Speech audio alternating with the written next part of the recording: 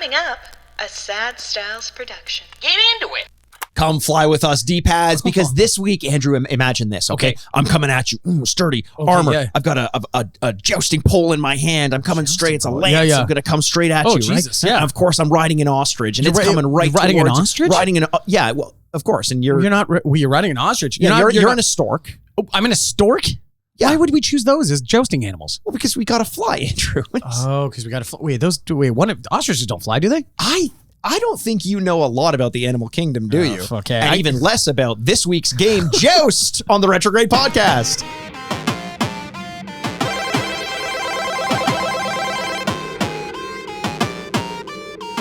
And welcome to the Retrograde podcast, where we remind you what you used to love and whether or not you still should. I'm Andrew Bascom, and with me, as always, is the bad boy of podcasting, Mr. Bebop himself, Sir Mikey of Aaronworth. Oh, yes, indeed. Indeed.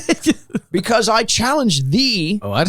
Little Dinky Andy. The fuck? To a duel, a joust of magnitude. It's a large joust. It's a large magnitude. It's a very large joust. Joust, pop. This week's game, a lot of people don't realize this, as popular as Joust, the arcade game, was. Right. 40th anniversary this year. Wow. Pretty crazy, right? There is unfortunately less and less games that we're going to play that is older than us. And this is one of them. Well, oh yeah, right, because we're getting older. We are getting... Do you want me to explain the passage of time to you? Actually don't. Yeah, no. Please. If you can incorporate string theory. Yes, exactly. Well, there's a movie with Ashton Kutcher called Butterfly Effect. So I think it's really important that you understand this as well. Oh, isn't there also a movie called Newlyweds? Yes, there is, with Cameron Diaz. Yes. Yeah. Oh, interesting. What other movies are there that are called things? There was a Steve Jobs movie with Ashton Kutcher, which... That one's not good. The Michael Fassbender's the good one, right? Yeah, that's the Aaron Sorkin, Seth Rogen one.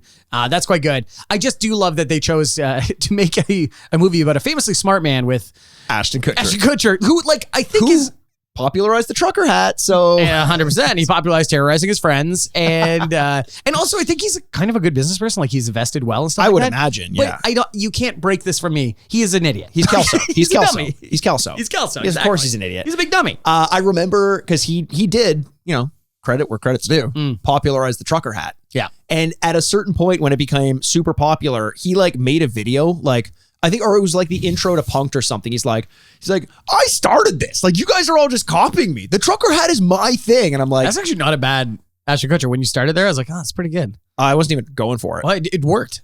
Maybe you have a lot more in common than we originally thought. Wait, do I wear, what hat am I wearing right now? A trucker hat. It has the mesh in the back? Yeah. It's a Von Dutch. Doesn't it look cool? It looks pretty cool. Oh, fuck yes. Yeah. I just can't wait for all things to come back, and I'm just more and more miserable. But it will. Speaking of things coming back, this week's game, Joust, is coming back. Obviously, we're going to get into it in a little bit. If you're coming back as a listener, thanks for coming back. But if you're new, also thanks for listening. What's up? To explain what happens to you, our listeners usually forget, so we explain it to them at the beginning of every episode as well.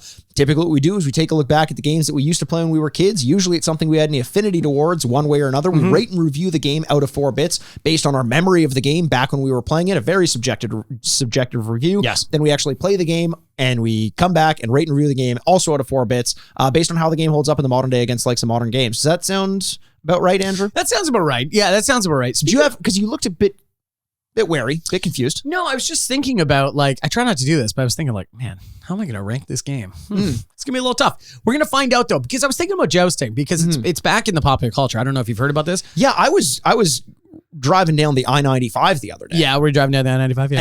And the median on either side of it. You're not going to believe this. No, what was happening? There were, and I hesitate to say this. Oh no. Don't. But there were 2 horses. Oh no, horses. Ride like the wind, bullseye. You're a good podcast. Nay. We knew it was. Let's just get it out of the way early. I know. It's 2 horses. impossible to talk about jousting without horses. Horsecast, welcome. And they were going at each other over the median. Jousting is back in a big way. Jousting is back in a big way. TikTok challenge. Yes, joust your friends. Joust your friends. There's a lot more impalings happening all over the world. With House of Dragons. The new, speaking of coming back, the new Game of Thrones spinoff, which I'm not going to ruin for anyone just in case they haven't watched, but there is a jousting scene in the first episode. Why did you look around yourself? I just wanted to check Elliot. I don't know if Elliot's seen it yet. I don't know if anyone else in the room has seen it. Okay. What's that? The big audience is, I mean, they're Well, it's all not a big shaking their audience, head. but I just wanted to double check. Okay. Is that I'm not going to ruin anything, but there is a jousting scene. Yes. And then I was thinking about the only other time I had seen jousting, and of course that is in The Knight's Tale, a very popular Heath Ledger, Paul Bettany feature. Joint, they call it. Oh, Joint? Yeah. Spike Lee made it? Yes. Wow. Holy shit. That's amazing. What can't he do? So I realized very quickly, especially as we're about to do Joust for this podcast. Sure. I don't understand how jousting works. Oh, you don't understand? It's pretty simple. Seemingly. You get two Ashton Kutcher level intelligence people to sit on horses across a pole from one another, or a fence from one another. There's a divide, yeah. There's a divide. Much like between the impoverished and the royalty. Yes, exactly. But both of them are watching these tournaments. Everyone can come together. Everyone can come Yes, together. yes. Because, and we should thank the king for putting this tournament on. And we do. Thank you, Elliot. Thank you. Producer Elliot. Thank you, Elliot. Like none other. And then they race at each other. Yes. And they stick a large sharp object at each other's heads. So, okay, because once again, I'm not ruining anything because I'm not going to say what happens, Yes. but death seems to be an option in the House of Dragons one, whereas in the Knight's Tale one, which I understand is a teenager movie, Sure. It seems to be just like strikes, like once you're off your horse. Well, I kind of thought that as well. I thought it was scoring points. Yeah. Like, and this is from Knight's Tale. Yes. So this could just be them modernizing it. But it seemed like, by unhorsing someone, that was like the end of it. Unhorsing somebody? What is this? Don't do that. That's not a word. You're unhorsing someone. You've been dehorsed, sir. Thou hath been dehorsed. I ask for favor of the queen. I have not. Well, where is thou horse? And you're looking down on the ground. You're like, The horse is just sitting there, crossed hooves, doing his nails. Sonic style, just tapping his back hoof on the ground. Yeah, because in House of Dragons, it's like, so they get knocked off. That is crazy. They get knocked off a horse, and then he goes like, and the fight continues. And you're like, wait, what? You're allowed to do that? They can fight to the fucking death if they want. I guess so. And then keep the tournament going. Yeah. Wait, hey, I'm not gonna lie. Like, life seemed miserable in the medieval times, which I understand Game of Thrones is not medieval times, because it's a time that didn't exist. Well, but they have armor. Yeah. And swords. Mm-hmm. They have those balls on chains, and I ain't talking about our wives. I think you're thinking of maces. And no, not the rapper from the 90s. I was going to say, Yeah. money, more problems. Yeah, very good. Yes. As the king will say. Absolutely. Yes, I know it's not the medieval times. Okay. They do have dragons. That's great when you're like, it's When around else the 1300s. When else were there dragons? There was never dragons. I've seen them on shields, Andrew. Yeah. It makes me wonder why we did just so commonly go like, well, dragons exist. like, what did we see that to go like, well, they all exist. Everyone knows that, right? Everyone saw them. Okay, good. Let's just never talk about this ever again. Yeah, like I understand it's like the medieval times type thing because it seemed like absolutely awful to be living in that time. Yeah. So if you got to show up and have some free entertainment of bloodshed and like, great, awesome. It's very human. Do you think people were just dying so often back then that it was like, sure, of course they're going to die in a jousting tournament? Yeah, like life is pretty meaningless. I'm going to die in my 30s. Yes. Actually, which is supposedly not that true. Where like the average life expectancy was really low, but that's because of the amount of infant mortality. That I would assume. So it's just bringing the mean down. It's bringing the average down, yeah. which is like, oh, what a bummer. Oh, that is quite a bummer. People, men and women living till 114. Yes. It was healthier back then. No gluten. No, yeah, exactly. Everything was organic. Everything was organic. Yeah, everything was organic. It was so much better. And slightly stale, I think, as well. Yeah. Can you imagine the food back then? Oh my goodness. Just eating onions like they're apples. Yes, exactly. God damn it. We didn't learn anything about seasoning at all. Those heathens. Yeah, I know. They deserve to die in jousting tournaments. I definitely agree. I will say, Hot D, as I've heard it referred to before. What's a Hot D? House of the Dragon. Hot D is Hot House D. of the Dragon? HOTD. Wow. I've heard that's not mine. I heard someone else. That's pretty say that. good. It's pretty good. In fact, you and I both heard it called that we saw Comedy Bang Bang live when they came to Toronto. Oh, did we? And Jessica McKenna, who was a guest, referred to it as Hot D. Yes, I must have blanked that out of my brain. Oh. So sorry about that. Interesting. Maybe you took one too many jousting polls to the Yeah, head. probably did. Speaking of the boring lives that we would lead in medieval times, one of the ways that we cure that, the antidote to boredom, is in video games, Andrew. And, we've spent a lot of time over the last couple of weeks talking about games like Cult of the Lamb and Madden and all that. But those are all home games. You play them on your consoles at home. Yeah. Joust, eventually was ported to home consoles, but it started out in the arcades. It gets me wondering. Okay. First of all, when was the last time you went to an arcade, not played an arcade game, and barcades don't count. Oh, well, why don't they count? Yeah, that's a good question, because I guess everything is a barcade now. I was going to say, unless I went to Dave & Buster's or, like, I don't know, some kind of really cool... when was the last time you went to a barcade? I went to a barcade probably 2 years ago, just before COVID started. Right. I haven't been back since. And so much so that I actually wanted to support some local ones around here, but they've all been having some very bad luck. So. A lot of them have been shutting down. One of them burnt down. Yeah, that's there was a flood at Tilt on Dundas here. I thought there was a fire. I'm sure one preceded the other. I mean, depending on the order of operations, that could be pretty lucky. Yes, a fire started. Oh, thank God, the flood is here. Moses. Oh wait, no. Noah. So I actually went to a barcade more recently than that. Oh, when? Less than a year ago. Okay. And it felt great. Oh, good. It was one of those moments where it's like things are opening up. You still have to wear a mask and everything. Everything felt gross picking up and playing with those. Yeah. That is something that I just don't think is going to go away anytime soon. So like what do you expect? But the difference between, and this will get me into our next question, some of the more modern arcade games and some of the more retro arcade games, that chasm is almost, people don't realize it, but that's almost as wide as the chasm between like PS5 games and Super Nintendo games. I like know. it is crazy what arcade games are now compared to like the likes of Joust. Yeah. Have you played, for example, the Mario Kart arcade game? I have played it. Yes. What did you think about it? Yeah, it's fucking terrible. I like it more as a console game. 100%. Yeah. It's balanced towards you not winning in the arcade. Yes, Right. but you're driving a car. Yes. Right? It's like a Cruising USA setup. Very much Cruising USA. Yeah. There are items, but they're not used properly. The driving isn't as great. The drift, like I think Mario Kart, I think drifting. Like that's that's hand in hand with how you get around. I think bananas. Corners. Oh, you think bananas? Yeah, I think bananas. I think about whooping your ass every time we play. Jesus Christ. I'm never going to forget. 2 weeks ago, it feels fresh as those wounds are still fresh. Fresh as a medieval apple. Very mealy. So those are some of the new games, but I gotta be honest, the appeal of an arcade to me, a modern arcade, is kind of like I don't look at a modern arcade game now and the bells and whistles and flashes. It doesn't interest me as much. Or do you have that same thought? Yeah, no, I get that because everything at home is so powerful. Yes. I think the only appeal that you can have is to be out with somebody playing games together. Sure. That is the real fun appeal. If you're playing a solo Speaking game. of bananas. Real appeal? Mm-hmm. Very good. Is it if you play alone at an arcade, that sounds miserable because you're like, that's not why I'm here. Yeah. Fucking that's. Did you go to that arcade with somebody or you went alone to an arcade? No, I've never. You can go alone? Depends. I thought it was Chuck E. Cheese. No, can't go with Chuck E. Cheese. Got to bring a child. Oh, I've got tons of those in my trunk. No, Jesus. So I can show up? I wouldn't. I think you know what? Actually, do it. I'll find one in the ball pit. Can I come in now? Yes, 100%. That one. That one's mine. That one. That one's yours? Well, it will be. Yeah. Oh, Mikey. The only other... yeah, let's talk about real things now. The only thing is that I would want to do is that like sit down setup, like something that is outside of a controller. I don't want to just do a joystick and 6 buttons or something like that. I want to do silent scope. I want to ski. I'm glad you brought up silent scope. You know what I mean? But I want to do something I can't do at home. Sure. You know what I mean? And the peripherals. The peripherals. Yeah. Thank you. That's the word. And that's the stuff I'd want to do. I want to shoot a basketball into a hoop. Did Rock Band kill the arcade? Did video kill the radio star?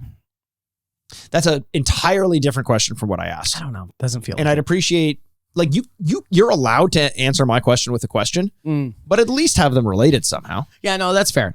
Like all your past girlfriends. Did Rock Band kill the arcade? I don't think so. I think arcades were already on the way out. Just how powerful things were at home. Yes. Like the yelling and the anger.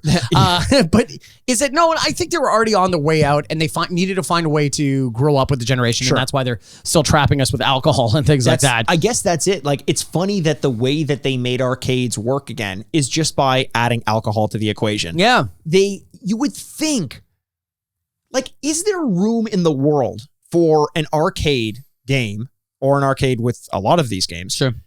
Which is a 30-minute experience and you play it with your friends and it's not a beat 'em up. No. What if it's, think about a game like The Quarry or Until Dawn. Yep. One of these games that's like, a lot of people play these story-driven games by passing the controller around, playing as different characters, and each contributing to a narrative. Does that work in arcade? And if not, why?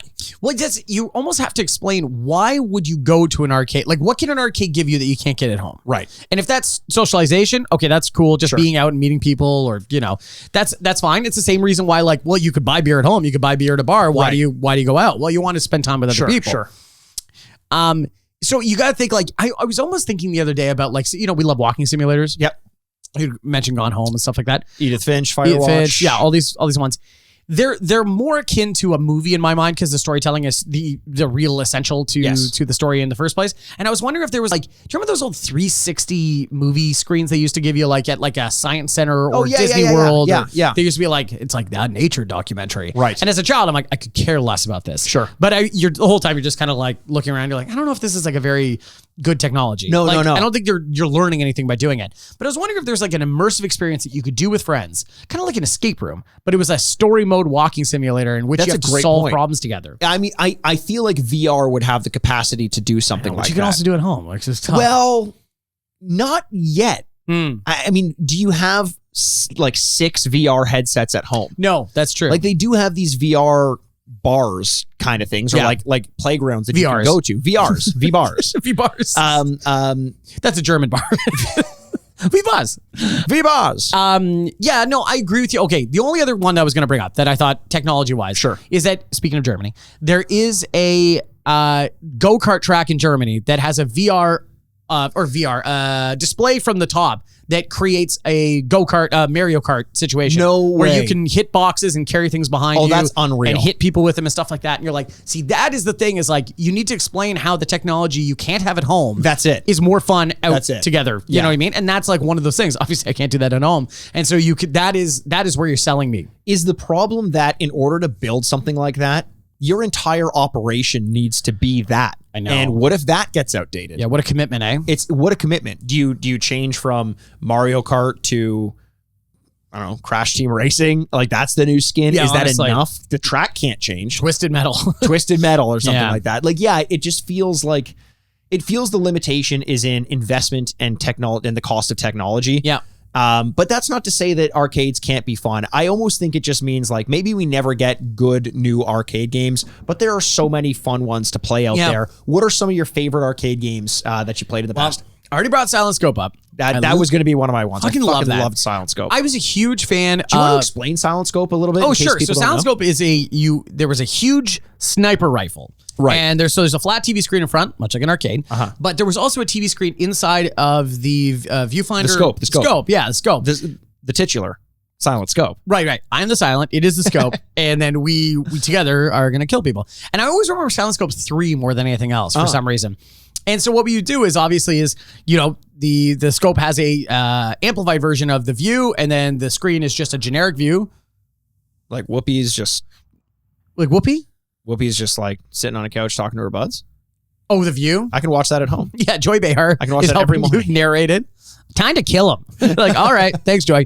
And so it was really fun because you're switching between eyes to go like, okay, am I pulling it to the right place? Sure. And there's always a little story that's happening out into the thing. Like, oh, it's a couple that's fighting. We got to wait for her to leave the room and then kind of thing. And it was always a lot of fun because I think everybody thinks there would be a good sniper for some reason. Everyone wanted to believe they were the best fucking sniper. I don't know what that's all about, where snipers must hate that, where they're like, it's really hard, guys. It's really hard. And you're like, not for me, because I played Silent Scope. I probably would have been really good if I had given my time to it, like you nerds. And so like that was always one of my favorite ones because it was like such a unique experience between the two.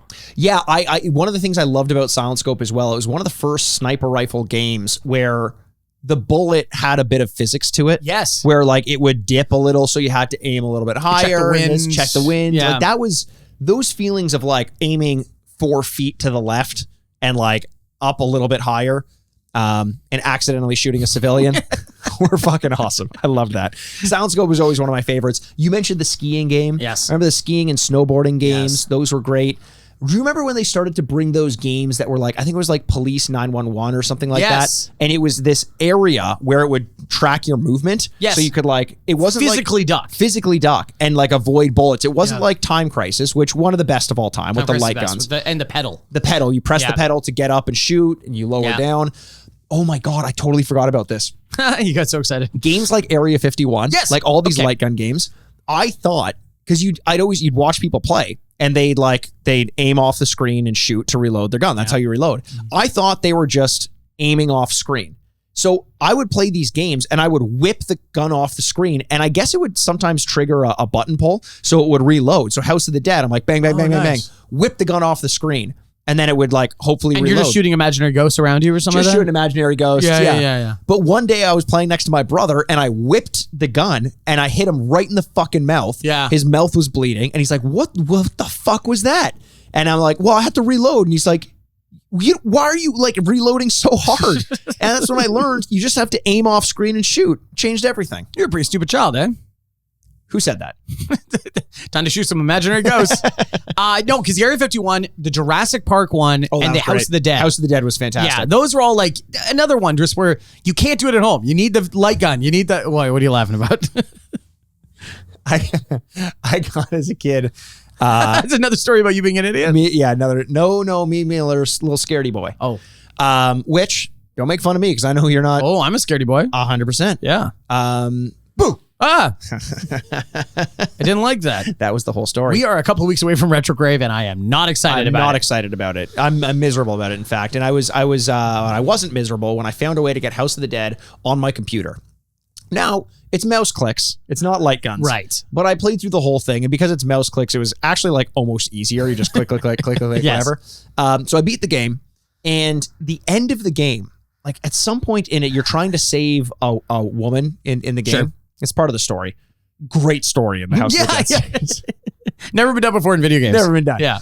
And as you're leaving, I think this is probably there's probably an alternate ending where you save her, but if you don't do it right, you finish and you're leaving the House of the Dead and the camera's like walking out the titular house and it turns around and the door opens up and she's standing in the doorway as a zombie and then the camera just zooms into her. And that, I was in my basement on my computer at night and I literally left the computer on, just pawed the screen off and ran upstairs. Yeah. Heart racing. Yeah. And it took me like another day and a half before I could turn that computer back on and play it. It scared the shit out of me. Oh my God. That sounds scary. It was scary. Yeah. Even though it wasn't meant to startle you. I think it was more meant to be like, hey, by the way, excuse me, you guys leaving? Hey, check this out. Yeah. She's still dead. You got one more. Shoot her in the head.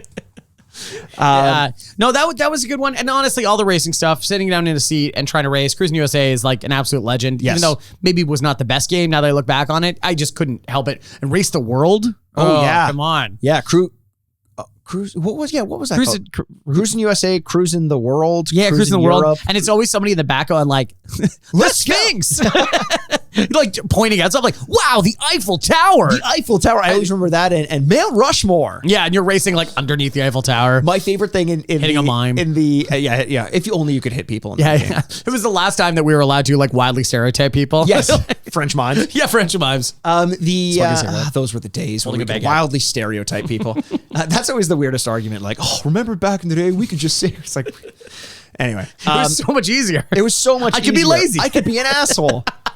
No one would be mad, and people would laugh at me. Yeah, they'd be like, "That's really funny." No, I remember in the Cruising USA games when you would hit other cars, like just family cars full of families, and they would do like flips. Yeah, and you would hear, "Oh my God, we're gonna crash!" Yes, it's always a high pitch woman screaming. That sounded like they were really scared. It's like they recorded that on the I-95 where I was watching Jousting, which is the theme of this week's episode. Yes. And we might as well get into it, Andrew. Joust. Not my favorite arcade game of all time, but I've always had a weird affinity towards it. And I think it's because it felt so different from just about any other arcade game that you would play. And it turns out that's kind of the point. That's kind of what they were doing on purpose. It was developed and published by Williams Electronics and Atari Inc. Atari, I think, more so for the Atari releases on home console. The initial release of July 1982, which is why we're at the 40th anniversary of this game, the release of this game. So unlike last week's insane premise, where you are a unicycle. I was a unicycle. This week, it's a little bit more straightforward. You're a yellow knight on an ostrich. Yeah, right. Yeah, sorry. Let's just skip past that. Yeah. I do. Okay. Part of the reason you even remember Joust as a game entirely, yes, is because of the ostrich. I think so. Yeah, I think that makes sense. Do you know why they chose ostriches in this game? Is it something about 2 legs versus 4 legs, or horses are hard to draw? No, which is I've always heard horses are hard to draw. Have you ever tried? No, too intimidated. You just sit there sweating, with your paper, pencil shaking. I remember when I was 7, Bob Ross is turning around like horses are hard to draw, and I'm like, that's a fucking professional painter. I'm not going to even try. He's like, I'll stick to bushes. Yeah. He's like, I did draw a horse. It's behind that bush. It's like Julia Child going like, this is really hard. I'm like, I'm not going to make that. I'm not going to cook this. Fuck that. What do you think? I wonder what the hardest dish she ever cooked was. Ostrich stew? It probably is something to do with ostriches as well. Probably. Horse steaks. Horse steaks? Yeah. Horse steaks. A giant ostrich egg. Oh, yeah. I've always wanted to boil one of those and just eat it with a spoon. Would you? No. That's just too much egg. No, I don't want it. No. Unless it's a fertilized egg. Oh, no. What? I forget what those are called. Yeah, I can never Eggs? do that. No. Have you ever, there's a very... Stillborn?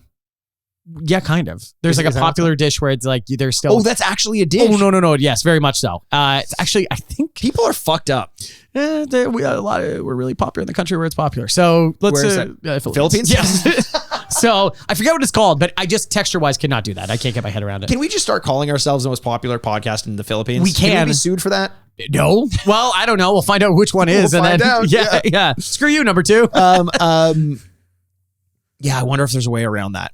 We'll do it. It'll be like how McDonald's makes a company called AAA Beef or something like that. Yes. And they're like, we use AAA Beef. Yes, exactly. We can name our podcast, The Retrograde, a video game podcast, the most popular podcast in the Philippines, and then they can't sue us. Yeah, it's like, is that actually true? I'm like, what, the name of our podcast? Yes, that's the name of our podcast. It is true. The most popular podcast in the Philippines. Yeah. Okay. I like that. I like it. So no, the reason is, and this we'll get into a little bit of the development of the game before I explain sort of what the game's about. Yeah. Williams Electronics made it, as I mentioned, developed it. John Newcomer was the lead designer. And he had this idea where they brought him on and he wanted to make a game with flight as one of the primary elements. Oh, okay. But Williams at this point had already become popular because of Defender. They had Defender. That's space. It's spaceships. He's like, I want to do a flying game, but I don't want space and I don't want spaceships. I want to do something unique. So he's purposely seeing what's worked and finding a way to do something different. There are some similarities between this week's game and last week's game in Uniracers for that reason. So he thought, literally, I'm just going to start writing down things that fly, machines, animals, whatever. Okay. And he figured birds work. And rather than something like an eagle, which he said it was more easy to convince the player that an ostrich could fly than that an eagle could walk. Honestly, kind of get a little bit, right? Yeah, little legs on that eagle. Yeah, like it would just look weird if it were just an eagle, yeah, right? So that kind of makes sense. So as I mentioned, Williams Electronics, I'm going to get into them for a little bit. Williams Electronics / WMS Industries, they started making things like they were a toy company, and then they got into like pinball machines, coin operated, like the physical things you'd see in an arcade, like in Big, that thing that the Zoron or whatever. Yeah, the card reader, mind reader, whatever. The mind reader. Yeah. So they did things like that, and then they realized that, like, okay, the arcade is where it's at. Digital games are where it's at. That's why they decided, after the success of Defender, to bring people on for the express purpose of writing ideas for games and then making them come to fruition. John Newcomer had 2 ideas that basically got shortlisted. 1, War of the Worlds. Oh. 2, Joust. Oh. Apparently, yeah.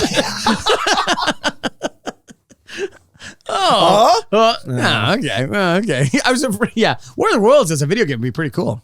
I think there's a way to make a great game out of that. Yeah. But apparently, it's coming at a time, this is around 1982, probably prior to that, because it was before the game came out.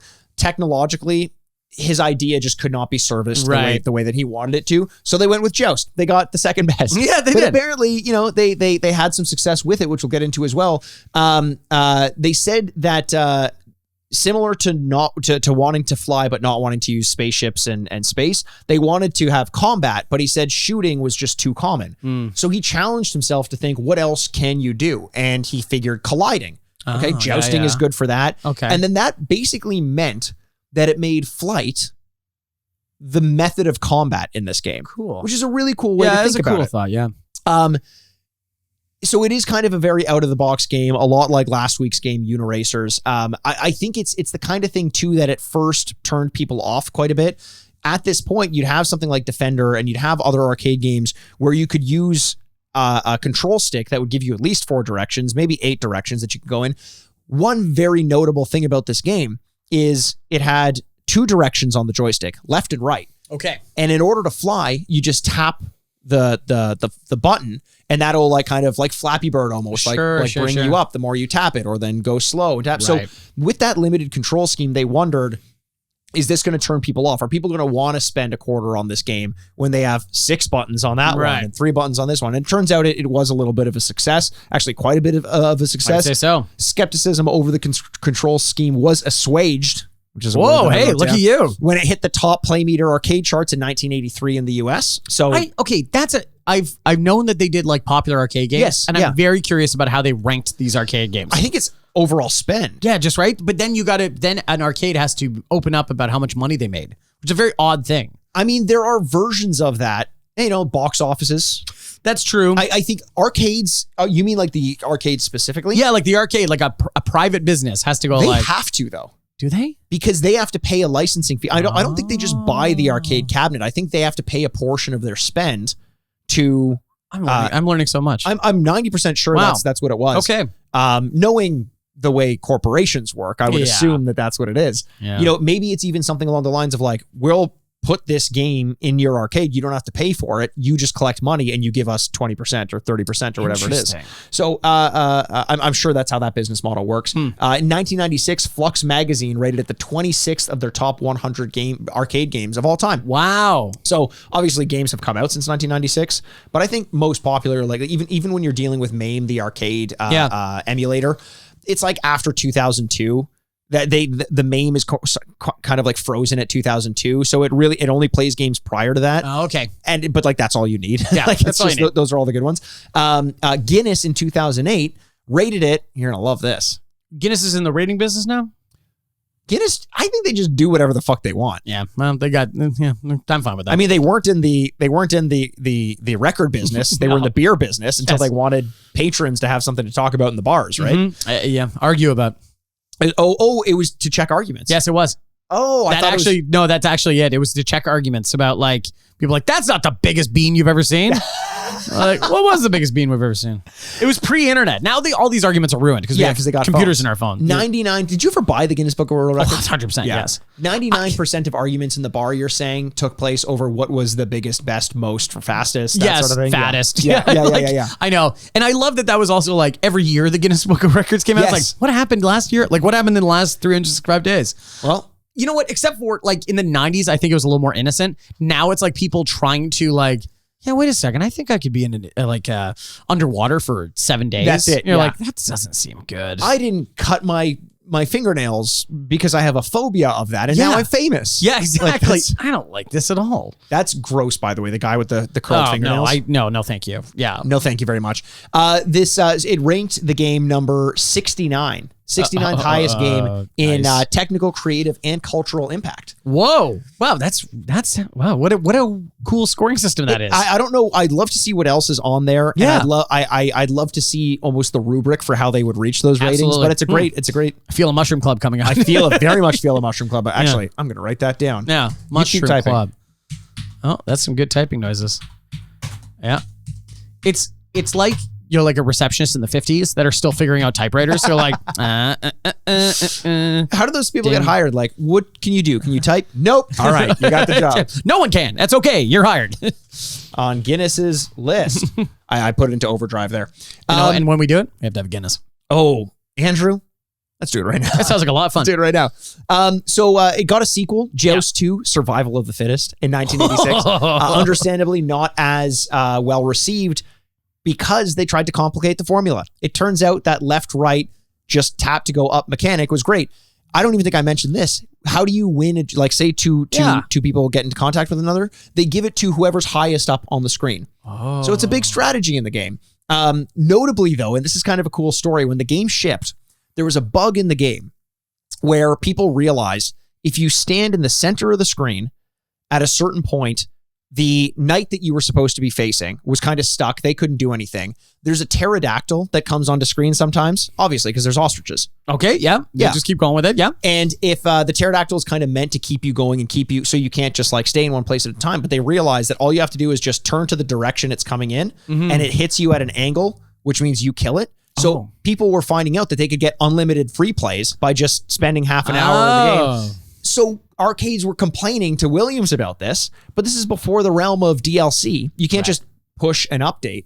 And this is obviously common, it happens, but they had to ship new ROM cartridges to all the arcades so that they would update the game and people wouldn't be able to do this. But also it's before the internet, so finding out, you had to like whisper to somebody, like, That's a great point. Yeah. Man, I don't know if I want to go back to a pre-internet time. No. I don't want to, now that we're here, I don't want to do an over and back violation and get if I know about the internet. But pre-internet, before you knew about the internet, those were some pretty good times. Those were pretty good times. You felt like it was the Wild West. Yes. You know what I mean? Yeah. Dysentery, cholera. Consumption. All of it. Wearing bandanas. Be the cool fingerless gloves. Doors that swing both ways. Oh, that's both. People that swing both ways. Hey. And the internet didn't have to out anybody. Keep their own fucking business to themselves. Bars, which were whorehouses. Whorehouses, which were bars. Yeah. No barcades to be seen. Just innocent good times at those arcades. Shopkeep selling cunt. If Deadwood's taught me anything. Free cunt for the next half hour. Oh, God. Yeah, and people love, was it Swearingen? Swearingen. Yeah. Well, swears in the name. So I guess what were we to expect? Woo. I love his and Woo's relationship. Oh, yeah. No, that was good. That was a good show. It was a fucking Did you watch great the show. movie? I didn't. It's good. I heard, is it good? Yeah, it's fine. I heard bad things. Oh, no, it's fine. It's like, I like going back and visiting all my friends. Seeing how they're doing. I like that idea. Turns out, not good. Turns out, cholera. Tough time to live. Kind of like the medieval times. Swearingen, canceled. Yes. One day he's like, cunt is 40% off. How do you have 40% off of a generic gold coin, by the way? Oh, I don't know. Well, unless it was like 10 coins, and now it's 6 coins. 40% off. This is another thing where like You're very casually dropping the C word on this podcast. Well, I'm quoting Swearingen. Okay, yeah. I could quote a lot of people and get myself in trouble, too. Myself? Do you like that? I thought that was pretty good. Well done. Okay. Listen, Joust, we're continuing to play. We're actually going to be playing the version that's located in the Williams Arcade's Greatest Hits on the Super Nintendo from 1995. There was a port on a bunch of Atari consoles, also the NES, but I figured the Super Nintendo version is probably a more well-realized interpretation of the arcade mode. Mm-hmm. So we're taking a bit of a walk to get there, but I'm going to have a lot of fun with it. Andrew, where does this game rank for you? In your arcade rank, was this something that you ever had an interest? I don't know, because like we're talking about with how we ranked our favorite arcade games, a lot of them are peripheral based, and so I don't have a ton of experience with just like straight up video games. You know what I mean? Yeah, there was Beer Tapper. Yeah, there was some fighting games. I love Beer Tapper. I know Beer Tapper's great. There was a lot of like fighting games and things like that were competitive 1-on-1. Sure, but the actual just like go up and play a game, like that has actually very little. That's very little nostalgic feel to me. Okay. So I don't know. I don't think it would be NA if it was ranked. Do you have any idea what you're doing? No. Do you have any affinity towards specific classic arcade games? Is that anything you've ever gotten into? That's a good question. I would almost have to look at lists and go, oh, yeah, Pac-Man. This one. Well, Pac-Man, Are you ever going to play Pac-Man? No, I like Pac-Man. Centipede. You like Pac-Man a lot more than I do. I love Pac-Man. Yeah. I got into it late in life, much like my opium addiction. Yeah. And I kind of like learned some of the patterns. I'm getting decent at it. Yeah. I like it. I always hated Pac-Man as a kid. I hated a lot of arcade games like this as a kid, where you had to repeat the same thing over and over and get a high score. The thing I always hated about it is the game, once you've gotten to a certain level of skill at it, any arcade game, isn't fun until you're close to beating your record. So the first 10 minutes, 15 minutes of a play is just like going through the motions, whatever. And then it gets exciting. But then you get better, and then it takes longer to get to the exciting bits, longer to get to the exciting bits. It's a weird formula because the more you play it, the harder it is to enjoy in a weird way. Right. Joust, however, is one of those games that I always liked. did I play a ton of it? No, but I didn't play a ton of classic arcade games. And I want to be clear to the listener, when eventually I will give this game my rating out of 4 bits based on what I thought about it when I played it back as a kid, that rating will be relative to other classic arcade games because that's what I was playing at the time. So it's going to be weighted a little bit that way. Sure. It's not going to be as good as even maybe like Teenage Mutant Ninja Turtles as an arcade game, but it was its own thing. Yeah. But other classic arcade games I like, a lot of those fighting games, like you said, I also loved playing Street Fighter, even though I was very intimidated to play Street Fighter in the arcade. Marvel vs. Capcom. That was fantastic. I totally skipped. You're right. The Teenage Mutant Ninja Turtles, Simpsons, those X-Men, those style games. I loved playing those because it's so much fun. You and 3 friends all just pile in, put as much money as you have in. You're like, let's go. Those were great feelings, and it was also our version of it. I also didn't love classic rock as a kid because I had new music coming out that was speaking directly to me. Right, That's a good point. It was. I wasn't trying to look backwards, so it was a little bit of a blind spot. But I do want to finish one great memory that I have of Joust. Sure. It was the first time my dad respected me. Oh, there we go. Recurring theme in this podcast. Yeah. He was talking about classic video games. And he's like, there was this one that I used to love. I have no idea what it was called. I'll probably never know. And you were on a bird or something like that. And it was you and one other person. I was like, Dad, are you talking about Joust? And I was really young at the time. And he looked at me like, I made something that knew that and I didn't know. It was like one of the first times I gave him information that he didn't have. Right. And he was like, wow. It was like a weird, meaningful moment. Wow. As I'm gauging your reaction. I'm trying to acknowledge that this is a big moment for you. And so that's great. It was just a cool, the moment you realize that you can know things that your dad doesn't. It makes a lot of sense that you turn this into a video game podcast because you're hoping that every week your dad would listen and go like, wow, he does know stuff. And you know what? He never has.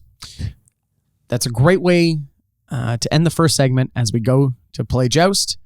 Well, do you want to let's give it our reviews first? Sorry. Yes. Let's go play Joust. So we're going to, as we mentioned earlier, we're going to give this game a rating out of 4 bits based on our memory of the game. A very subjective review. This is before we actually play the game, refresh our memory, and rate it in the modern day, also out of 4 bits. But Andrew, why don't you start us off? Give us your rating out of 4 bits based on what you thought about this game back when you were playing it as a little pathetic, Jesus Christ, slimy, wet child. I probably was wet more than I should have been, like spilling stuff on yourself. Your hands are always grubby. Yeah, like you always just sometimes see children like, what the hell's wrong with you? From me. Yeah, like you're diseased. Yeah. So like I was saying, Joust is an important game because I remember it. I was always there at these bars, and to be perfectly honest, it was always there it's not like my parents were bad or anything like that, but we would be at like a bar. But they weren't great. They weren't awesome. Okay. No, we all got flaws.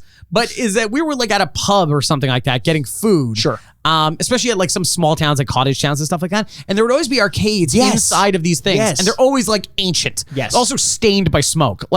And Joust was always one of them. It was Donkey Kong, Joust, things like that. Brick Breaker. Yeah, yes. And so Bubble for some reason. Bubble was everywhere. And so those are my experiences of playing this game because you're like, I guess I got to play this game. There's nothing else going on. Also, my parents are like handing you coins, like get out of the way. Yes. And so I never had these incredibly warm feelings about it because it never felt like a choice that I made. Sure. It always felt like an option that was placed upon me. Right. So that being said, so if you lined up all these machines, I don't think I was going to it first. But that being said, I do have warm feelings for it, but it's not the best game I ever played. I'm going to give it 2.5 out of 4. 2.5. You know what? It's almost impossible for a game like this to get more than that for me. Yeah, okay. Because I just didn't, again, retro scores, very subjective. Very subjective. These were, like, if my parents gave me quarters and there were a bunch of arcade cabinets there, I was just as liable to pocket those quarters because some of these games I just didn't enjoy. Joust was one that I definitely put some time into and then continued to play it throughout the 90s. Right. It was a game that if I had a chance to play it, I would play. Clearly had a big influence on games like Flappy Bird. That tap to gain altitude was very popular. And I think the simplified control scheme made it feel different in a way that made it stand out. So I was willing to go spend money on it and give it a shot. I love my dad, and I think impressing him and having him acknowledge me for the first time felt really good. Okay. So that alone is worth a pretty good rating. We can only go up to 4? Yeah, we go to 4. Yeah. Only go up to 4? Okay. I agree with you. I'm giving this one a 2.5. And I understand that for arcade fans who are fans and always were fans of a classic arcade game, that's not high enough. No, they're gonna be I apologize, but me as a child playing these games, it just was not the one that was catching my attention. Gotcha. I would always play Bubble Bobble more than Joust or even Brick Breaker. I love Brick Breaker. So this was there. It was not one of the ones that I was itching to go out and play, but I was happy if I got a chance to play it. So 2.5. So 2.5. That's a 5 out of 8. Pretty low score for a famous game, but we'll see. Maybe it'll go up in our modern scores. And the only way we can find out is by playing the game. We will. So if you're going to join us for the gameplay, that's great. You can find out how to do that in the break. We'll give you all the details. Join us over at the Mushroom Club, patreon.com/retrograde podcast. Otherwise, we will see you on the other side in 2 shakes of an ostrich's tail. See? Makes sense. Actual has a tail. That was very good. Yeah. Just a reminder that you can now find our gameplay segments where we play through a portion of today's game and provide video commentary while doing it over on our Patreon, patreon.com/the Retrograde podcast. Join the Mushroom Club for $5 US per month for access to all the gameplay, plus 2 to 4 bonus episodes per month where we do things like character drafts, top 10 lists, and even take some suggestions from our community. So show some support to the podcast by joining the Mushroom Club at patreon.com/the Retrograde podcast for access to bonus content and all of our gameplay segments. We'll see you guys on the other side. And welcome back to the Retrograde. Okay, I'm glad you're doing that. Yes. Because this is the biggest thing I want to talk about. Okay. Was that anything like jousting? We did this whole thing about jousting before. They did have polls. Kind of. I mean, for a bit. I thought those were the bills of their hats. Why did you think everyone had hats? Oh, right. So halfway through this game, yes, Andrew's like, oh my God, the enemies also have riders. And I was like, fuck, yeah, obvious. What are you talking about? He's like, I thought those were birds with hats. I thought they were birds with some kind of like armor protective thing. Like, I'm getting you with this. Right. And then I realized let's talk about the eggs. Because when we realized there's an egg level where, as far as we've known so far, you have to pick up the eggs to get the points. Every time. So it's a cool mechanic when you kill an enemy rider. You don't kill the birds, by the way. They're very specific not to have animal cruelty in this. You kill the rider, the bird flies away, but the rider turns into an egg. So so an egg leaves this enemy that you just defeated. Yes. Let's just go with that. Because in your mind, you're like, I killed a pregnant bird and now it's given birth and now I got to collect all of my gold, which is the egg. Okay, fine. And if you don't collect it, it hatches. It turns back into, yes. But let's get back to what it turns into, because there's a level where it's all eggs. Yes. And so you're just trying to race around, pick up all the eggs before they hatch. And because they hatch into a human being with a pole. And then the bird picks them up. The bird picks them up. The relationship in which we had is very opposite of what was actually happening. It's very opposite of what you would assume happens. Yes. A bird hatches from an egg. A human being. Maybe the bird has a pole. Maybe there's some off-site base in which they are housing these birds and going, get ready, put them a saddle on them, give them a pole, go pick up the human out of the egg. Who am I to judge? Right. And then they go pick them up. No. Wait. Okay.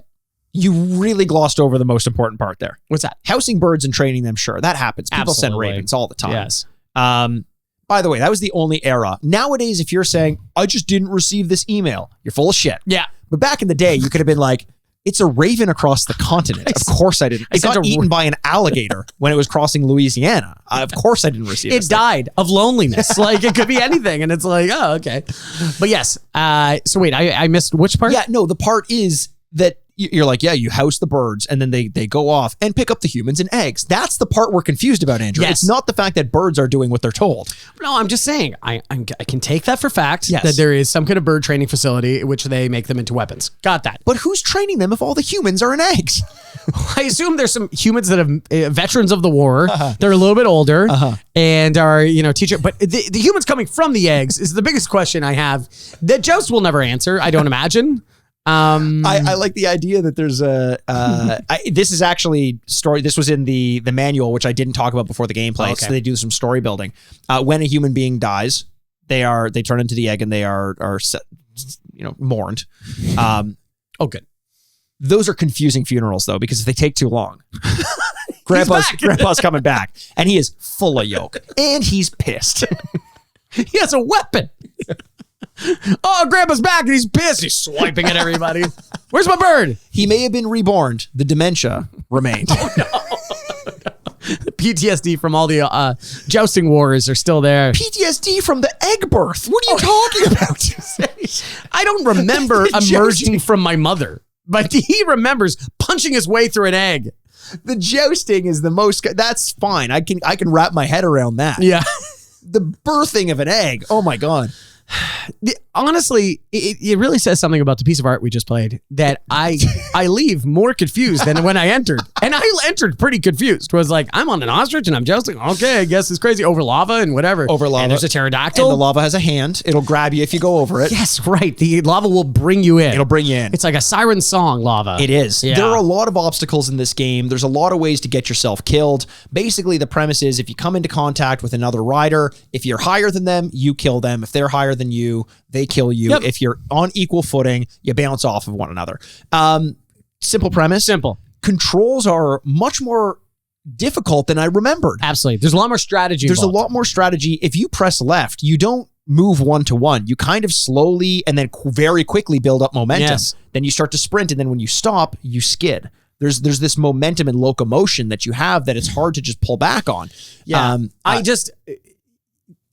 Them using ostriches. Okay, we're still now on that. makes a lot of sense. Oh, yeah? I can't believe I'm saying that out loud. Okay. Them using ostrich makes a lot of sense because if the mechanics build momentum really fast and stop and they slide, it makes sense that you chose one of the fastest land moving animals. Right. Then it does sprinting. So I got it. Right. They're not as agile. I get that. Also, that you works. can ride emus. Okay. People do that. Yes.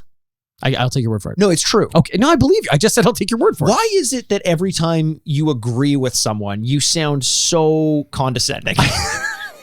Not intentional. I'll tell you that. Even that was condescending. Not intentional. Not intentional. If you received it that way, then... No. If people ride emus, I believe you. I'm still not convinced. Me neither. No, they do. So it makes sense that they definitely don't fly when you ride them. Oh, I can imagine. Emus and ostriches, I don't think fly in the first place. I don't think they now can. Adding 170 pounds on his back is probably not helping either. Could you imagine you're a bird and you're in an egg and you're at that weird point where you're awake. You've never seen the outside world, but you know whatever the fuck you're in, you got to get out. I got to go. So you start pecking and it starts to dawn on you, cultural clues. You're a bird. Okay, yeah. You got some wings. Feathers, beak. And then all of a sudden you get out of this this egg. You have no context for size or anything like that. And then you realize, fuck, I'm a bird. This is amazing. All I've ever wanted to do was fly. Yeah. No. Mm-mm. You run fast. Yeah. You're the heaviest bird on the planet. That's it. You're more mammal than bird. You're such a mammal that you have steaks named. You have an ostrich steak. That's how big. Not a breast. No. You don't get an ostrich breast. You get an ostrich steak. Yeah, it's a real tease. Yes. It's a real tease. Like you're kind of a bird, but you don't get the best part of being a bird. You don't get the best part about being you're kind of a land animal, but you don't get the best parts of being a land animal. No. you're also real ugly. You're super ugly. Here's a neck. There's way more of it than you know what to do with. Well, I must have a way of defending myself. Yep. You put your head right in the dirt. I don't know if that's a real thing or not. It might be cartoons. I must have a way of defending myself. You get a rider with a joust stick on it. You deal with it the same way I do. Denial. So the actual mechanics took a little bit more getting used to than I thought. 100%. I kind of appreciated their difficulty though. I think it added greatly to the longevity of the game. There was a lot more subtlety. Like in order to get, and you got this a lot quicker than I did because you were better than me in the first and second round. Although I outlasted you in the second round. Yes, you did. But in the first round, I didn't realize just how quickly you had to tap the fly button to really get yourself some momentum. It was work. You didn't want to play a second round. I was exhausted. My hand was exhausted. I thought we were going to give it a break and try first player for a bit. And I was going to let you go. And we accidentally pressed two player again. And we're like, okay, here we go. Here we go. Oh my God. I couldn't believe my thumb just going numb pretty much from tapping that thing constantly. It was surprising. And it was interesting little things where if you hit, so if you go from all the way left of the screen, you leave the screen, and like Pac-Man, you come out the other side with all the momentum that you had exiting the screen. So it's really tough to tell, especially with two players, where it's co-op, but you can kill each other. Sometimes there are round bonuses, by the way, for not killing each other, and sometimes one player will get a bonus for killing the other player. That's interesting. And probably a tactic on behalf of the game. Absolutely. To get more lives to be wasted. So there's momentum carried from the left side of the screen to the right side of the screen. Tough to keep track of where your player 1 or player 2 is. If you tap too quickly and you hit either a ledge or even the ceiling, the untextured ceiling of the playing area, you bounce off of it. Yes. And in a game where elevation management is combat, that's a very bad thing. You very quickly find yourself on the receiving end of a lance to the face. And that's not good. No, that's not good. No. Unless you're in like NSYNC and there's some choreography involved. So I'm just saying. It is. What are you saying? Well, Lance was one of the members of NSYNC. No, I know. I'm just saying, like, Lance to the face is probably not good in either context because the choreography you said has failed. It would be good. Oh, I'm so sorry. I misspoke. Oh, okay. But it just, because in your choreography has failed and Lance is hitting you in the head. No. Chris Kirkpatrick, though, can really get fucked. He can get his ass kicked. Worse than the little Limp Bizkit bastard. Right. Yeah. And Moby, he can get stomped by Obi. Okay. Yes. Yes. Yes. Very good. Oh, I hear it now. I hear the condescending. I hear it now. Okay. I got it. Okay. We're going to work on it. That being said, though, there is strategy in this game, and I found it fun because you were trying something and then you can readjust in mid game the opponents per level. You don't ever pause, you don't ever stop. It doesn't come to a close. It just keeps going. It continues on. There is like a half second of like breathing, but I like that the opponents kind of did different things at each times. They also can change levels. There's kind of like 3 levels of platforms that you can go in between. And sometimes if the birds are knocked off their pattern, they'll go to the second, they'll go to the first. Right. And then the other ones are going in between them and stuff like that. I found that really cool. Similar to Pac-Man. There are different types of enemies. Like Pac-Man has all the different ghosts. Yes. And a lot of people don't realize this, but those... Don't. Okay? Just very casually dropped the G word there. I was not scared because it was like ripping the Band-Aid off, Andrew. Now you're dragging me back into this ghost sludge. Hey! You keep now saying I have it. to say it. No, you don't! What am I going to say otherwise? Sorry. I won't say that again. Thank you.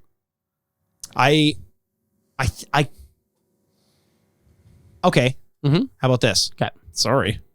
No, see, you're doing what I do. It's not a lot of fun, and I don't enjoy that. Don't use my own tactics against me. Much like the birds did in Joust. Yeah, you're right. We should go on. Oh, for fun. Is that what I sound like? Is that what I sound like? Oh, no, I'm not a nice person. I'm not a very good person. Oh, no. No pausing. And each of the enemies, like in Pac-Man, do different things. They have different like settings to their AI. Blinky or whatever. Yeah, that's the one I thought of too. That's the only one I can think of. It's a great one. Yeah. The Spirit. Ah, very good. Apparition. Ah. Transparent dead person. Unhatched egg. Yes. Or post-hatched egg. Eggless. We can call them eggless. Eggless. Okay. Eggless. Got a bow and arrow. Yeah. Coming back to Amazon next week or this week. Yeah. Last week. Shit. Yeah. Yes. So each of the different riders, they have different colors on them as well. The knights do. And it's very difficult to tell one model from another unless you're really paying attention, but they have different things. One is and I read up on this, their AI is like, get as high as you can. The other is like, chase you. The pterodactyl comes in to make sure you don't stand still or don't take too long, and that'll chase after you and go in really aggressive swoops and has moments of invulnerability. All of this keeps the games unpredictable and fun in a way that, yes, the board doesn't change, but when you start off with Pac-Man and you see the same blinking dots and the same setup every time, it almost feels a little bit repetitive, even though it's not. And I do love Pac-Man. There's an excitement, a level of excitement to the randomization of this, where it's like everything you do really changes the scope of all the enemies on screen, and the fact that they're all interacting with everything and are gauging where to go based on where you are. It's fun. I thought that added a level of replayability and score seeking in this game that I really liked. It's fun in the way that you are never on offense or defense. Right. You are always on both. You were always like head swivel, but I'm going to attack him here, but wait, got to dodge here. So you're always interested. There's never a moment where you're like, okay, I can take my foot off the pedal here for a second. That part is a lot of fun. Your foot out of the ostrich stirrup. Yeah. That's how I imagine, right is gas, left is brake. Yes, the ostrich knows that. Exactly. The ostrich knows. The ostrich knows. Who do you think's in more control in this context? The ostrich or Well, or think, the human. It's very similar to jockeys. It's very similar to other things. I think we all believe that the human is in control because we've now subjugated this animal. Yes. But really, if the animal ever broke free, they are in complete control and there's nothing we can do about it. That's a good point. I kind of like, based on the fact that in the realm of things that hatch from eggs are subjugated, I like the fact that maybe the humans are strapped to the back of the birds. They don't want to be there. They don't want to be No. there. That lance, since they're born of an egg with a lance in their hands, maybe just an appendage. Yeah. That just sticks out when you put it in the human holder on the back of these ostriches. Human holder. The human holder. Yeah. Andrew, let's get into our reviews of this game. Absolutely. I gotta say, I had a lot of fun playing this. I did too. We'll see what our thoughts are. Very of an era, obviously, because it was of an era. 40 years ago. You gave this a 2.5 out of 4 in your retro score. What is did your I? current score, also to 4 bits, against the keep in mind, of modern games? Like Mario Kart, the arcade game. Like Silent Scope 3. Like Silent Scope 3. I had a ton of fun playing this game. Okay. I understand why I didn't like it as much as a kid versus now, where I think the strategy is a little bit more intuitive and you had to kind of... Playing video games actually helps you with this game. Having Flappy Bird, which I know we talked about as a thing, is a real training for this game. Except, funny enough, it's easier, Flappy Bird. I was going to say that. Because everything is still, you're the only one in motion. In this one, lots of things are in motion and you're trying to do things. I just could imagine the failures in which the times in which we lost. And yes, we did add a few lives in there a couple of times just to make sure that we were playing the game long enough to get a good sense of it. Every time I died, I didn't go like, oh, fuck off. It was more like, okay, do it again. Yeah. You feel like you're getting better.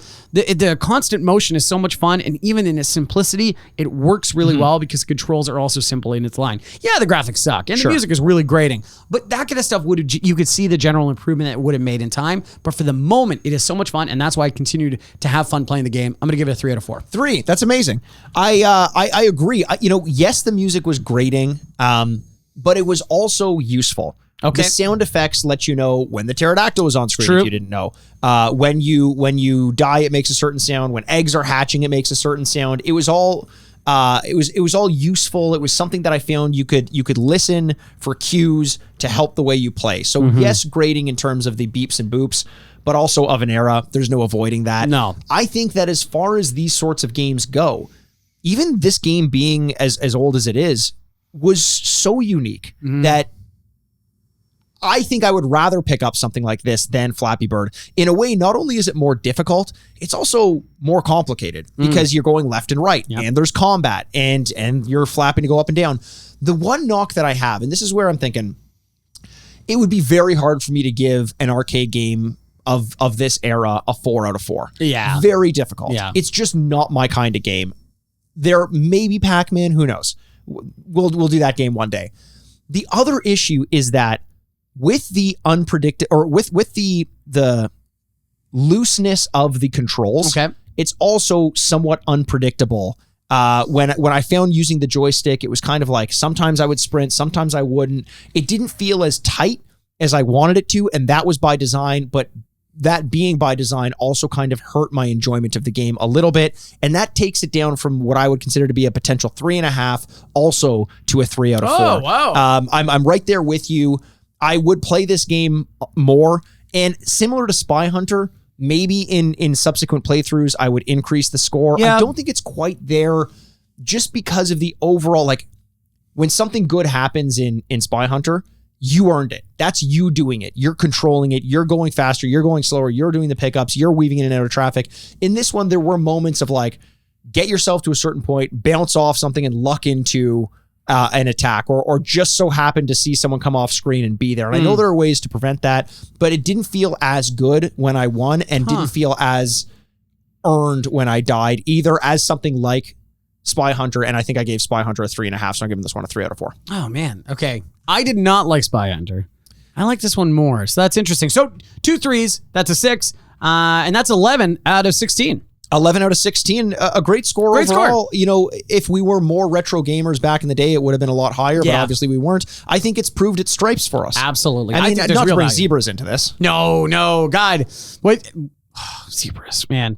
Those refs, fucking bums. Oh, Tim Donaghy. Take a hike. Get out of here. You're not the star of the show. No, did he fix this game? Is that why he did so much better than me the first time? Oh yeah, I paid the pterodactyl a lot of money. Gave him a lot of eggs. Shit. I know. All right, well, let's make our way over to the award ceremony. I see the red carpet over there. Yep. I'm going to jaunt over there, and I think they're going to play some music for us when we go, and we'll see what awards this game won. Sounds amazing. Let's do it. You've been waiting for it all year. The most glamorous award ceremony of the week. Ladies and gentlemen, the Grady's. Okay. Wow. Well, really somber for you today. Well, I was thinking about all the great birds we've lost. Oh, Larry. He's still alive. Yeah, absolutely. Big. Not for long. Yeah, if he keeps participating in this bird war, no.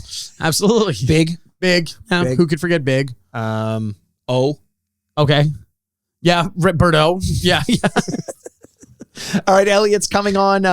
He's trying to ride an ostrich. Yeah. But he's too jacked and heavy for that to work. Okay, you're going to kill that ostrich. Get off of it. It looks, I got to be honest, I think he may have already killed it. Okay, he's dragging that ostrich on stage. Oh, okay, good. Ew. Yeah. It's laying an egg out of its dead.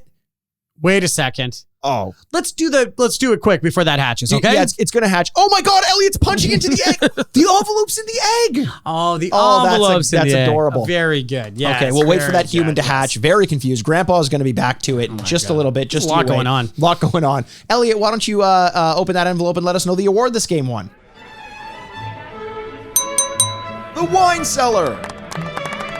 Oh my God. Look at the stupid face. Yeah, he's sipping some wine, everybody, just so you're not watching on YouTube. Garçon. Yeah. Oh, God. Of course it's French. Oh, and you're an asshole. Garçon. Yeah. Oh, is that? Oh, yeah. Okay. Hello, sir. Yes. How can I help you? I don't want to be one of those gentlemen. Yeah, that's what they always say. But I know you have a lot of stuck-up customers here. Correct me if I'm wrong here. Looks at his wife as honeypot. That's an aside. Does honeypot? It's a sting. I travel with a pot of honey. With me. Oh yeah, you do. My wife is Winnie the Pooh. Put some pants on, dear. This is a nice establishment. Yeah, go ahead. Yeah, you have a problem, I guess. Yes. You can wait. Okay. Yeah, my time's not valuable. Clearly, I don't look like a fool to you, do I? Clearly not. No, of course not, sir. Of course not. Thank you very much. When a gentleman of my esteem orders a 1943... Okay, good year. Cab Franc. All right. Uh-huh. So I guess the Nazis made that one. Occupying France at the time. Say what you will about them. They know how to make good wine. Good wine. Okay. This is... I'll take one more sip. Yeah. You've drank almost the whole glass, but yeah. Yeah, just a little bit left. Clearly a 1946 Cab Franc. I'm so sorry, sir. We'll go replace that when it's actually made by the true French. Okay. Oh, the true French. How's your wife Winnie doing anyway? Winnie? Face full of honey, it looks like. So way okay then, eh? Way okay. You got to take it easy. That's fermented. Oh, it's mead. It's mead. Yeah, it's mead. Okay, good. So, by the way, she ordered a 43 mead, and I think it's a 1946 mead as well. Yes, I think we have a counting problem somewhere here. Yeah. 1, 2, 3, 1946. Too spooky. Do not do this. Retrograde. There's time for vampires and ghosts later. So we brought up Big Bird and the count. Look, the wine cellar. Speaking of counting, we've counted a current score that is higher than the retro score, and that's what wins the wine cellar award. As I toss this wine glass on the floor. Bang. Wow. Hoppa. There you go. Yeah. Restaurant people love when you do that when glasses break, it's the fucking worst. Wine cellar, higher score current than a retro score. I love this award. Yes. I always do. It means that some retro games, look, we're growing. We're aging like fine wines. Mm-hmm. Yeah, we are. And so is our taste for video games. And I'm glad to see Joust did as well. Because, it's just, I had a lot of fun playing that game. I did. Graphics be damned and all that kind of stuff that can be definitely an improvement. Who cares? It was so much fun to play that who cares? Did you say filet? If I did, awesome. Ostrichsome. Speaking of, so that's a great award to win. Absolutely. But we have one more segment to get to before we do. end. It is, Andrew, say it with me. No. 3 sentences to you might guess the game. I'm trying my best. That makes no sense in my Oh head. man. Okay, so we've got one here. Sorry for missing last week. We ran out of time, but we promised you ones for the next couple episodes here. Yeah, so here we go. Okay, so Here is the first one. I don't think I've used this one. Correct me if I'm wrong here. Are you going to do it with me this time? I know this one because it was sent to me and I saw the answer immediately. I do like doing them with you, but I know this one. Yeah. A newly promoted soldier agrees to track down his mentor's nemesis. Oh, okay. No, I don't think we've done this one yet. Okay, good. Okay, a newly promoted soldier. Yes. Has to track down. Agrees to track down his mentor's nemesis. Mentor's nemesis. Oh, interesting. Okay. All right. I don't have a guess, but I got there's also maybe some Teenage Mutant Ninja Turtles coming off of that. It could be a lot. It feels like that's the beginning of most stories. Metal Gear Solid could be. Okay. All right. Let's go to the second one. Was Solid Snake promoted? From Gaseous Snake? Soft Snake. Soft Snake. Yeah. It's not the Force, but it may as well be. Oh, okay. Oh, is this BioShock? No, but that's a good guess. That's a good guess, though. That's a good guess. Okay. Very good guess. And the Force, because I was thinking the powers. Right. I think honestly, I did guess BioShock as well when I was first reading this. Because the power is it's not the Force, but it may as well be. Mm-hmm. Okay. So it's got some kind of maybe telekinesis or mind, can move things with his hands or. And I think good and evil. Okay. And now. Okay. The ship is alive. The third one's the ship is alive? The third one's the ship is alive. That should be an obvious one? It could be. If you've played the game. I don't know that you have played this game, though. That's the only thing. Make it even harder then. Okay. The ship is alive? So, yes. It's okay. It's going to be tough if you haven't played because a lot of these are, or at least the last one, which should be like the punting it home. Yeah, right? Is a reveal that you wouldn't know if you hadn't played the game. So it's a little bit tough. This person gave one more clue. Oh, okay. As I was thinking about doing this one. 4 tends to you, I guess. 4 sentences. He gave a variation of it. And by the way, it was James who submitted this. Okay. No last name. It asked me not to submit the last James, name. no last name. James, no last name. The other one was soldier receives a message from old technology. Okay, from old technology. Man, it does sound like Star Wars. I don't know. Sad space cat betrays his kind to avoid a cycle repeating. That's also one that you wouldn't get. If you're listening, because you haven't played the game. If you're listening, you may have gotten it, you may have not. It's Mass Effect. Oh, I know you haven't played Mass Effect. It's tough when you introduce something like the Force as a concept in this. It could mean so many different things. Right. So the first one being mentor, that could be a lot of things. The Force could be a lot of things. The ship is alive is the giveaway, but if you haven't played it, you likely wouldn't know The ship that. is alive? I was honestly thinking Halo as well when I was first had that in my head because too, I know by Halo 3, I think. I mean, also the flood on the ring of Halo is kind of means that it has a sentience to itself. So, so who knows? But yeah, that's kind of where we're at. I love this fucking game. James, Thanks to James for the submission. Thank you so much. If you have a 3 cent 10 says to you might guess the game, you can submit it at the Retrograde Podcast at gmail.com. You can also find us on our social media at Retrograde Mikey, at Retrograde Andy, and at Retrograde Pod on Twitter. We're also at the Retrograde Podcast on Instagram. So do whatever the fuck you want. Absolutely. Also, at Retrograde Pod on TikTok as well. Oh, there we go. Yeah. And also, I would hide the answer. Put it 20 lines down or something like that. This one was submitted before we started to ask to do that. I don't blame James. Stop. I don't blame James. I don't blame James at all. I don't think about you at all. I congratulate James on stumping me and submitting a very good answer. So I thank you very much for doing that. But in the future, I think Mikey wants to participate as well. I do. I love participating. Yes, he does. He doesn't want to be left out. I love to take part in things. Absolutely. So make sure to do that. The best way, as we said, is to submit it to the Retrograde Podcast at gmail.com. That way you can kind of either put the answer way down below or highlight it or color the text white, and then I have to highlight it to find it, and we can open it up while we're recording. Like that a lot. There we go. Well, until then, though, we love every single one of you, and we can't wait to talk to you soon. Thank you, Philippines, for making us the #1 podcast in your sweet, sweet, wonderful country. My name's Andrew Bascom. With me, as always, is the bad boy of podcasting, Mr. Bebop himself, Mikey Aaronworth. This is the Retrograde Podcast. Game over. Oh my God, Grandpa's hatching! Oh my God! Shit, he's back. Want more Retrograde in your life? You can visit our website for show notes at theretrogradepod.com. Follow us on Twitter at Retrograde Mikey, at Retrograde Andy, and the podcast at Retrograde Pod. Or Instagram at The Retrograde Podcast. For bonus episodes, check us out at patreon.com/The Retrograde Podcast. Send your questions and business inquiries to The Retrograde Podcast at gmail.com. See you next week, D-pads. Furnished by Sad Styles Productions. Joust. Oust. Ow. St. Ow. Got an STD.